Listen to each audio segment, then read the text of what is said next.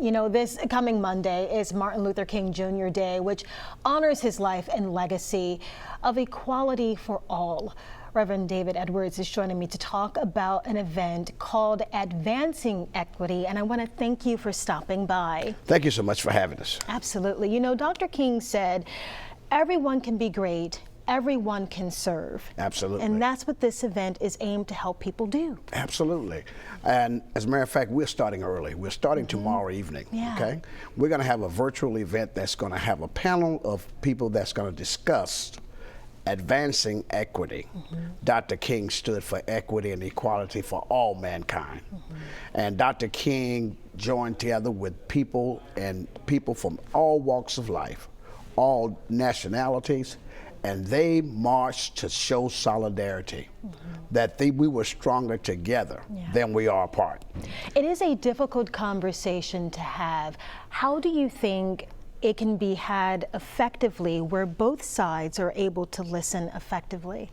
The first thing we must do is this. We must realize and understand that you can only conquer what you're willing to confront. If you're not willing to confront it, you'll never be able to conquer it. So we must talk about those things that cause such a divisive spirit that's in the air now, and come together as Dr. King did when they marched hand in hand. In 1963, I can see Mobile, Alabama, mimicking the March on Washington, because on Friday we're going to gather at Ladd Stadium at 5:30.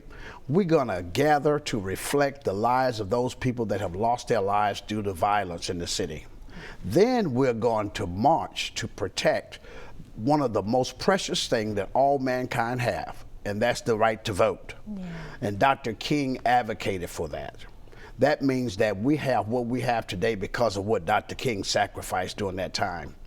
And then on Sunday, we're going to do a black tie gala where we can honor those students from elementary, middle, high, and college levels. That's going to give them the reason to say, hey, listen, I want to do better. I want to be an example. I want to be a leader that mimics the same morals and standard that Dr. King stood for. Then on Monday morning, we're going to have a breakfast for our young people that will acknowledge them along with some of their classmates. Of course, we're diminishing the size this year, but the Dearborn Street YMCA is going to be hosting that for us at 8:30 on Monday morning. And then at noon, we're going to gather up and we're going to prepare to march down Dr. Martin Luther King Jr. Avenue. And of course, the goal of this is not to just have it be an event that you do every year, but to really have it have an impact. An impact. We see, because the first thing is we got to understand what Dr. King stood for. He stood for all people.